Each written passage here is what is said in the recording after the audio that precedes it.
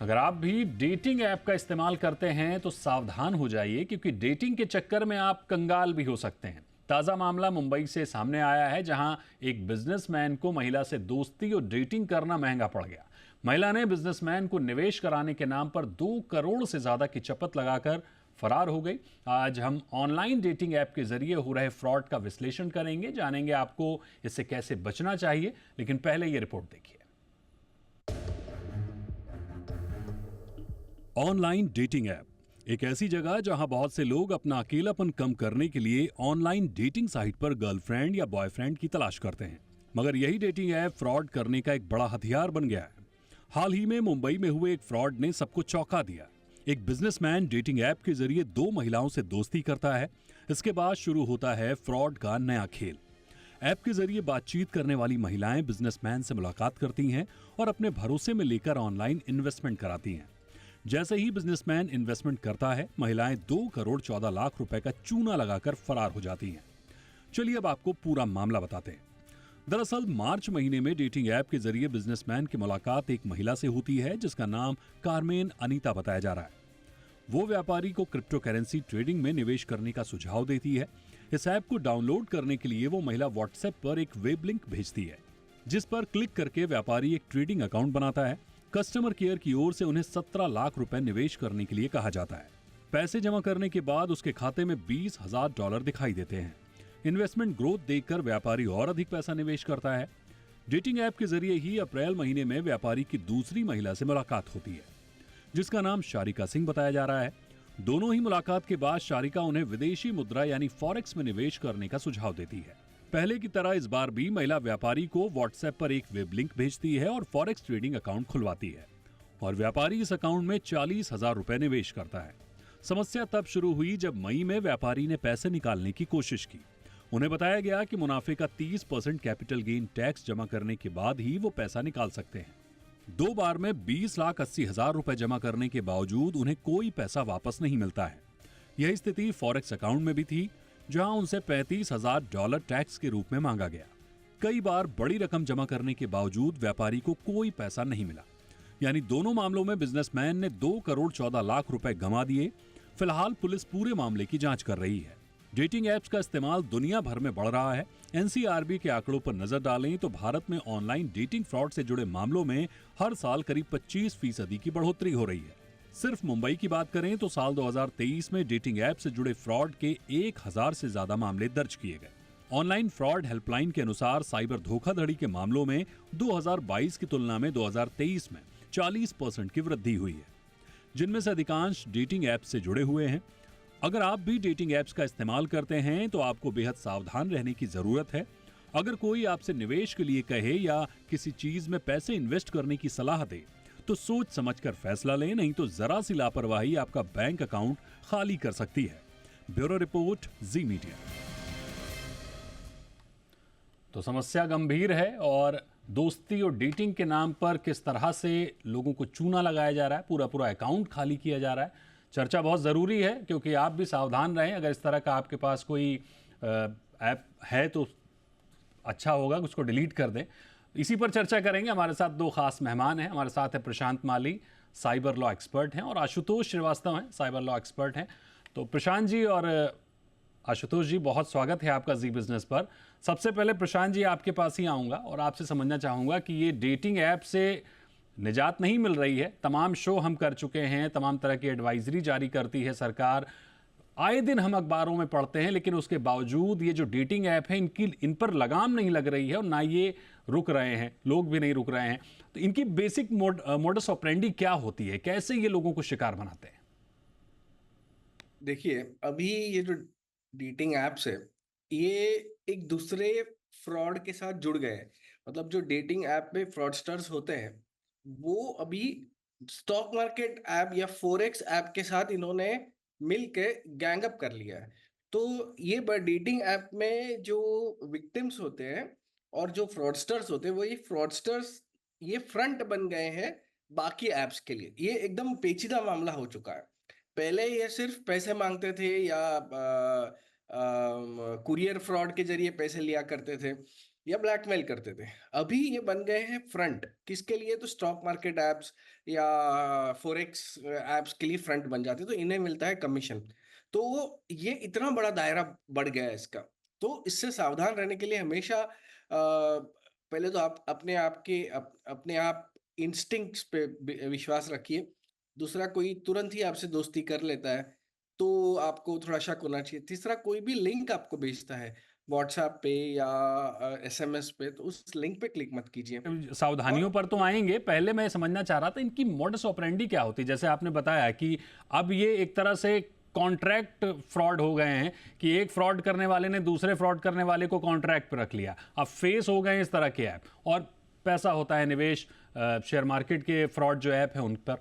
तो ये काम कैसे करते हैं, क्या किस तरह से टैप करते हैं, लोगों की पहचान कैसे करते हैं कि इन्हीं को पकड़ना है?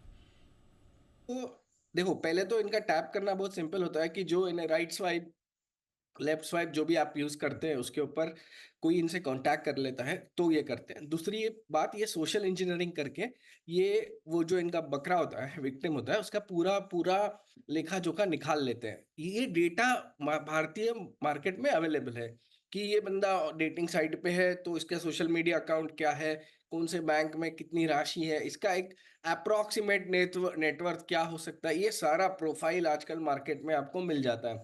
तो इसी को टैप करके ये अपने विक्टिम को पहले कॉर्नर करते हैं और फिर इस विक्टिम को मैसेजेस भेजना शुरू कर देते हैं, या फिर विक्टिम इनके अगर फोटो को लाइक कर देता है तो वहां से ये टैपिंग करना उनको शुरू करते हैं।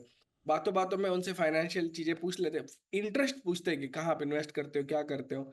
तो जैसे ही आपने अपने फाइनेंशियल डिटेल्स थोड़े से बता लिए, हम्म। बस ये आपको फिर बताते हैं कि मेरे पास एक अच्छी आइडिया है, इसने ये कर लिया, उसने वो कर लिया। हम्म। फिर आपको एक व्हाट्सएप ग्रुप पे लाया जाता है, जहाँ पे जो ग्रुप मेंबर्स होते हैं वो पहले ही ये जो फ्रॉडस्टर्स होते हैं उन्हीं के लोग होते हैं। वो एक दूसरे से बात करते होते हैं कि मुझे आज इतने लाखों का फायदा होगा, उतना लाखों ओके। का फायदा होगा, इतना मार्केट चढ़ गया, उतना मार्केट चढ़ गया। हम्म। आपको लगता है कि कोई थर्ड और फोर्थ पार्टी बात कर रही है, लेकिन वो बिल्कुल। होते हैं इनके ही लोग। तब उसके झांसे में आ जाते हैं और फिर वो लिंक पे क्लिक करके आगे का ये फ्रॉड हो जाता है। बिल्कुल, यानी पूरे सुनियोजित तरीके से ये अपने शिकार को फंसाते हैं। आशुतोष जी, आपसे समझना चाहेंगे सर कि जब पैसों का फ्रॉड होता है, पैसों का लेन देन होता है, तो जाहिर तौर पर वो पैसे किसी अकाउंट में जाते होंगे, किसी न किसी शहर के अकाउंट में, किसी व्यक्ति के अकाउंट में जाते होंगे। फिर इनको ट्रैक क्यों नहीं किया जाता, इन पर एक्शन में इतनी देरी, ये दिक्कत क्यों होती है? क्यों प्रॉब्लम में हम देखते हैं कि एक जो शिकार होता है वो शिकायत भी करता है, शिकायत करने के बाद भी महीनों लग जाते हैं, पता ही नहीं लगता है कि वो कहाँ है, अकाउंट ट्रेस नहीं हो पाता है। ये क्यों इस सिस्टम इतना लचीला है? देखिए, इस पर्टिकुलर केस में अगर हम देखें तो इसमें पैसा जो है धीरे धीरे करके इन्वेस्ट हो रहा है। अगर इसका जो हम मोडस देखें सामने वाले का, तो वो इन्वेस्ट करवा रहा है। एक तो या तो क्रिप्टो करेंसी में इन्वेस्ट किया जा रहा है, या फिर जो है फॉरेक्स के नाम पे। देखिए, पहली बात तो ये है कि जो लोग इस तरह से इन्वेस्ट कर देते हैं या किसी के बातों में आ जाते हैं, या उनको लगता है कि उनको जो एडवाइस दिया गया वो सही होगा, तो उनको एक बार मुझे लगता है कि लीगल एडवाइस भी लेना चाहिए और थोड़ा उसके बारे में चर्चा करनी चाहिए। जैसे अभी फॉरेक्स फॉरेक्स हमारे कंट्री में परमिशन है उसका या नहीं है, ये पता होना चाहिए, क्योंकि फॉरेक्स अलाउड नहीं है इंडिया में। तो खैर, ये तो एक बात हो गई। दूसरी बात ये है कि जब ये पैसा डालते हैं तो उनको लगता है कि हाँ, उनको प्रॉफिट आ रहा है, उनके अकाउंट में दिखता है कि जो पैसा ये तो मैं डाला समझ था गया उतने सर। मेरा परसेंट से वो सवाल ये डिक्रीज है, हो गया। मेरा लेकिन सवाल ये है आशुतोष जी, कि जब ये लेन देन होता है तो ये लेन देन ट्रेस क्यों नहीं होता है? क्यों सरकार असहाय सी नजर आती है इसको ट्रैक करने में? जी, जी, इसी वजह से, क्योंकि कंप्लेंट ही नहीं आया ना। वो तो सोच रहा है मेरा पैसा बढ़ रहा है और वो इन्वेस्ट किया जा रहा है, लेकिन जब लास्ट में जब वो विड्रॉ करने के लिए जब जाता है 3 महीने बाद, 6 महीने बाद, 1 साल के बाद, तब उसको समझ में आता है कि अच्छा, ये विड्रॉ नहीं हो सकता। विड्रॉ करने के लिए मुझे टैक्स बोला जा रहा है कि आप टैक्स का इतना पैसा भरिए। फिर उस टैक्स को भी वो भर रहा है। तब उसको जाकर के समझ में आता है कि मेरे साथ फ्रॉड हुआ है, मेरे साथ चीटिंग हुई है। तो ये जो इंफॉर्मेशन है, जो एफआईआर है, हम्म। इसको रजिस्टर करने में ही काफी वक्त लग जाता है, क्योंकि जो विक्टिम है उस बात को समझ नहीं पाता कि वो हम्म। जो है उसके साथ चीटिंग हो चुकी है, फ्रॉड हो चुका है। और जब वो रजिस्ट्रेशन करता है एफआईआर का, तब जा करके जो हमारा साइबर सेल है वो एक्शन में आता है, या 1930 में जब वो जो है इंटीमेट करते हैं कि हमने इस अकाउंट में पैसा ट्रांसफर किया था, तब जा करके उन अकाउंट को जो है फ्रीज करने का काम जो है एजेंसी करती है। और तब वो देखती है कि उस अकाउंट से पैसा और कहाँ कहाँ जो है फर्दर ट्रांसफर हुआ है, क्या वो पैसा सही में जो है इन्वेस्ट हुआ है, या इन्वेस्टमेंट के नाम पे वो जो ओके। पेरेंट कंपनी है जहां वो फाइनली पैसा गया है वो भी फ्रॉड कर रही है। हम्म। तो इसको पूरा इन्वेस्टिगेट करने में एक रीजनेबल टाइम लग जाता है इन्वेस्टिगेटिंग एजेंसी को, क्योंकि हम्म। उनको इंफॉर्मेशन ही लेट से मिलता है इस तरह के मामलों में। अब अगर कोई बोले कि आप इतना पैसा डाल दीजिए, आज के आज आपको ये हम उसके अगेंस्ट में मिलने वाला है, और वो पैसा डाल दे और उसको पता चले फ्रॉड हो जाए, तब तो वो कल जाकर के एफआईआर कर देगा, या उसका इंटीमेशन दे देगा, तो तुरंत जाकर के अकाउंट जो है वो सील किया जाएगा, उसको हम्म। फ्रीज करके फिर उस पर इंक्वायरी होगी, इन्वेस्टिगेशन होगा, हम्म। ताकि वो पैसा जो है फिलहाल के लिए वो सेफ रहे जिस अकाउंट में पैसे को ट्रांसफर किया गया है। हम्म। लेकिन ऐसे मामले जहां पे जो फ्रॉड करने वाले लोग हैं वो बड़ा ही मोडस से, बड़े तरीके से, बड़े चालाकी से, हम्म। कॉन्स्पिरेसी के साथ, हम्म। और काफी लोग उसके अंदर जो जुड़े हुए हैं, तो ये लोग इतने तरीके से करते हैं कि विक्टिम इस बात ठीक। को समझ नहीं पाता कि ठीक। सही में उसके साथ चीटिंग हुआ है। ठीक। जी। बिल्कुल। लेकिन लेकिन इसमें सर एक और सवाल ये बनता है डिले कि होता अगर है। अभी अभी आपके अकाउंट में, मेरे अकाउंट में 10 लाख 12 लाख रुपए से ज़्यादा का अगर पैसा जाता है तो तुरंत अभी इनकम टैक्स और पता नहीं तमाम एजेंसी आप तक पहुंच जाएंगी, आप तक नोटिस भी आ जाएगा। और ये जो फ्रॉड करने वाले लोग हैं ये करोड़ों करोड़ों का फ्रॉड कर देते हैं, पता तक नहीं लगता है, अकाउंट भी खुल जाते हैं। आप अगर अकाउंट खोलेंगे तो एक प्रॉपर केवाईसी होती है, एक प्रोसेस होता है, उसके बाद अकाउंट खुलता है। इनके अकाउंट भी खुलते हैं, फ्रॉड भी हो जाता है और ये गायब भी हो जाते हैं, पता भी नहीं चलता, सरकारी एजेंसियां सोती रहती हैं। मेरा सवाल प्रशांत जी आपसे है। देखिए, इनका जो गैंग होता है ना, ये वेल ऑयल्ड गैंग है। इसमें क्या होता है, जहां जिसके विक्टिम के पास फ्रॉड करने के बाद में हम्म। ये उस अकाउंट पे पैसा भेजते हैं जो इनका नहीं होता। ये होता है, अकाउंट होल्डर्स को बोलते हैं फ्रॉड की दुनिया में म्यूल अकाउंट्स। म्यूल अकाउंट्स मतलब ऐसे वो भी विक्टिम ही होते हैं, उन्हें बोला जाता है कि आपके अकाउंट में कुछ पैसे आएंगे, आपको उसका 10% दिया जाएगा। तो वो झांसे में आते हैं कि ये कोई धंधे का पैसा है, फॉरेक्स का पैसा है, मेरे अकाउंट को यूज किया जा रहा है। तो वो इसको बोलते हैं bank account for hire. Hmm. Bank अपना जो अकाउंट है वो इनको रेंट पे दे देते हैं, और उसमें वो आवागमन पैसे का होते जाते रहते हैं। हम्म। ये तब तक होता है जब तक 1930 से फोन आके या पुलिस से फोन आके वो अकाउंट फ्रीज नहीं हो जाता। हम्म। और फिर पकड़ा कौन जाता है, तो ये पकड़े जाते हैं जिन जो 10% ले रहे थे। हम्म।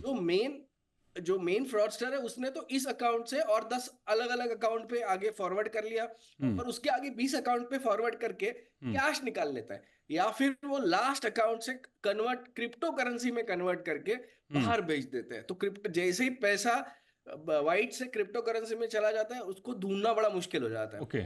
या फिर कैश निकाल लेता है तो कैश मिलना भी बड़ा मुश्किल हो जाता है। तो इनके बाशिंदे लगे हुए हैं ये सब काम करने के लिए। तो ये अकाउंट फॉर हायर में तो पूरे पूरे गांव इन्वॉल्व है भारत के, हम्म। जो अपना अकाउंट गिरवी दे देते हैं, या ऐसे वो गरीब लोगों को पकड़ते हैं जिसके अकाउंट गिरवी मिल रहे थे। तो एजेंसियां जो है वो इधर तक ही पहुंच पाती है, जो अकाउंट जिसके अकाउंट होते हैं उन्हीं को पहुंच पाती है। उनका अकाउंट फ्रीज करेंगे, उनको अरेस्ट भी कर लेते हैं ताकि अपने एफआईआर में बता पाए कि हमने किसी न किसी को अरेस्ट कर लिया। लेकिन जो ठीक। असली गैंगस्टर्स हैं जो यहाँ बैठे हैं, कुछ ठीक। बाहर बैठे हैं, उन तक पहुंच नहीं पाती। और जब तक बिल्कुल। हम उन तक नहीं पहुंचते तब तक ये फ्रॉड्स होते रहेंगे। और ये फ्रॉड्स का तादाद इतनी बड़ी हुई है, पहले ये लाखों में करते थे, अभी सारा मेरे पास तो सारे मामले आते हैं वो करोड़ों में ही आते हैं। 4 करोड़, 5 करोड़, 8 करोड़, 27 करोड़ तक का मेरे पास मामला आया हुआ है। और ये पढ़े लिखे लोग होते हैं जो इनके झांसे में आ जाते हैं। ठीक बात है। अगर हम देखें आशुतोष जी, एआई की हम बात करते हैं, एआई हर मामले में बहुत बढ़िया काम कर रहा है, एआई का हम उपयोग कर रहे हैं। लेकिन इसको, क्योंकि ये पहला मामला नहीं है, ना हम पहली चर्चा कर रहे हैं, ना ये पहला कोई इस तरह का हुआ है केस, फिर क्यों हम दसियों साल से इन्हीं चीज़ों पे बात करते आ रहे हैं? फ्रॉड करने वाले अपग्रेड होते जा रहे हैं और हम पकड़ने वाले पीछे पीछे हैं। क्यों पहले से इन पर लगाम नहीं लग रहा है? आपको पता है इतने सारे अकाउंट है, यही मोडस ऑपरेंडी है, इसी तरह से काम होता है। फिर ट्रैकिंग मॉनिटरिंग क्यों नहीं होती है कि अगर किसी अकाउंट से बड़े स्तर पे पैसा ट्रांसफर हो रहा है तो उसको पहले ही ब्लॉक किया जाए, कि इंतजार हम करते हैं कि जब वो निकल जाएगा तब हम ब्लॉक करने जाएंगे। हम स्वतः संज्ञान क्यों नहीं लेते? हमारी जो एजेंसीज हैं गवर्नमेंट की, वो स्वतः संज्ञान क्यों नहीं लेती हैं? इंतजार है शिकायत का, अलर्ट तो आप भेजते हैं, लेकिन उस अलर्ट के बाद आप उसको आगाह क्यों नहीं करते हैं ग्राहक को? जी, देखिए क्या होता है, जब कोई भी अकाउंट ओपन होता है तो एक बैंक को जो है आरबीआई द्वारा जो है, आरबीआई जो गवर्नमेंट का गाइडलाइन इशू करती है बैंकों को, तो वो एक केवाईसी और बाकी नॉर्म्स जो है ऑलरेडी डिस्क्राइब्ड है, जो बैंक को ध्यान देना है, और बैंक बैंक को कोई भी अकाउंट खोलने में उसका वेरिफिकेशन और सारी चीज करनी जरूरी है। और हमने देखा कि सरकार भी जो कहती है कि आप टाइम टू टाइम जो है केवाईसी को अपडेट करते रहना है हर एक अकाउंट में, ताकि जो अकाउंट अगर गलत तरीके से खुले भी हों और या फिर वो फ्रॉड अकाउंट हो, सेल अकाउंट हो, वो गलत पर्पस के लिए खोला गया हो, तो वो जो है टाइम टू टाइम जो है उसमें क्लैरिटी होती जाए कि वो कौन से अकाउंट्स हैं जो सेल अकाउंट है, गलत हैं, म्यूल अकाउंट्स है, इसका जो है क्लैरिटी लोगों को ये जो है बैंक को, अथॉरिटीज को मिलता रहे। अब जब कोई फ्रॉड होता है, अब देखिए जैसे आपने बोला कि इतना वक्त क्यों लगता है, तो देखिए पहले जो हमारा था एक इंफॉर्मेशन टेक्नोलॉजी एक्ट था 2000 का, उस समय जो हमारा जो सिस्टम था या जितना हम टेक्नोलॉजिकली हम जिस जिस स्थान पे थे, उस हिसाब से उसमें काफी इंप्रूवमेंट की जरूरत थी और सरकार ने अब जाकर के उसमें काफी अमेंडमेंट किया लॉ के अंडर भी, क्योंकि जो नए नए मामले जब आने लगे, नए नए तरीके के क्राइम्स होने लगे, फ्रॉड होने लगा, साइबर क्राइम्स बढ़ा। उसके साथ ही अगर हम देखें तो जो साइबर सेल बनाया गया और उसमें ट्रेनिंग दी गई है, स्पेशल ट्रेनिंग दिया गया पुलिस ऑफिशियल्स को, ताकि इस तरीके के, क्योंकि ये इंफॉर्मेशन टेक्नोलॉजी से रिलेटेड मामला है हम्म। और इसमें क्या होता है कि जो हमारी पुलिस होती है, वो बेशक वो कितना भी वो जो है तरीके से काम करे, लेकिन उसमें उनको टेक्निकल जो नॉलेज है और ट्रेनिंग है उसकी जरूरत पड़ती है, जिसको सरकार ने इन दिनों जो अगर हम देखें तो काफी इंस्टीट्यूट भी खोले गए इस तरीके के, जहां पे उनको ट्रेनिंग दी जाती है, ताकि इस तरीके के जो टेक्निकल मामले हैं उसके अंदर वो उसको पकड़ सकें, उस फ्रॉड को वो जो है एनालाइज कर सकें। और जी। साथ में जो है बैंक्स हो गए या कोई भी फाइनेंशियल इंस्टीट्यूट है, हम्म। उनको भी सर्टेन डायरेक्शंस दिए गए हैं कि आपको इस ठीक। तरीके के इन्वेस्टिगेशन में पूरी तरह से कोऑपरेट करना है, ताकि आम जनता का जो पैसा है वो उनसे जो है फ्रॉड उनके साथ कम से कम हो।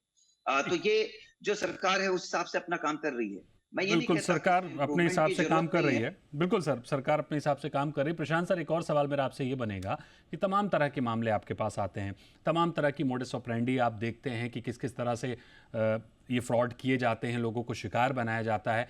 क्या ये जो ऐप स्टोर्स हैं, इनकी जिम्मेदारी नहीं तय होती है? इनको नहीं पकड़ना चाहिए? इनसे नहीं कहा जाना चाहिए कि भाई आपके ऐप स्टोर पर इतने बड़े बड़े ऐप हैं जो फ्रॉड कर रहे हैं, और उसके बाद आप इसकी जिम्मेदारी लीजिए कि आप सिर्फ ऐप प्रोवाइड कराने के लिए जिम्मेदारी नहीं होगी? दूसरी चीज़, जब आपको सारे, जैसे आपसे ही मेरा सवाल यह है कि तमाम तरह के प्रॉब्लम्स आप देखते हैं, सरकार कहाँ असहाय होती हुई दिखती है? क्या प्रॉब्लम आती है कि सरकार के हाथ बंधे हुए दिखते हैं?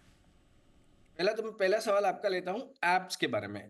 आपको पता होगा कि हमने जी बिजनेस पे काफी मुहिम चलाई थी एप्स, जो फेक एप्स है उनके खिलाफ, और फिर आरबीआई की गाइडलाइंस आ गई थी और भारत सरकार की भी इस पे गाइडलाइंस है। जी। इसलिए जो ये फेक एप्स या ऐसे ऐप्स जो फ्रॉड करते हैं उनका रिपोर्ट करने के पे ये निकाल दिया जाता है। ओके। और ये अक्सर जो आप बोल रहे हैं ऐप के द्वारा जो फ्रॉड होता है वो अक्सर डॉट एपीके फाइल होती है, जो एक इंडिविजुअल फाइल व्हाट्सएप द्वारा या एसएमएस द्वारा उसको भेजी जाती है, हम्म। और फिर वो डाउनलोड करके वो आपका मोबाइल टू सर्वर से फ्रॉड होता है। ये ऐप स्टोर कई बार इसमें आते नहीं है, ठीक आजकल है। नहीं आते, हाल फिलहाल में। ठीक। दूसरी बात, सरकार बिल्कुल। यहाँ कमजोर है कि हमेशा ठीक। सरकार के जो अभी कानून हमारा जो बना हुआ है वो बिल्कुल। रिएक्टिव कानून है। रिएक्टिव मतलब फ्रॉड होने के बाद अब ये 1930 को ये ये अहम बात आप कही आपने प्रशांत सर। होता क्या है ना कि ये चर्चा इतनी इंटरेस्टिंग है और इस पर जितनी बात की जाए उतनी कम है, लेकिन हमारे पास हमेशा समय का अभाव होता है। इसलिए बहुत बहुत शुक्रिया करेंगे आपका हमारे साथ जुड़ने के लिए, प्रशांत जी और आशुतोष जी, हमारे दर्शकों को गाइड करने के लिए, बताने के लिए कि कम से कम इस तरह के जो ऐप हैं उनसे किस तरह से बचें। बहुत बहुत शुक्रिया आपका।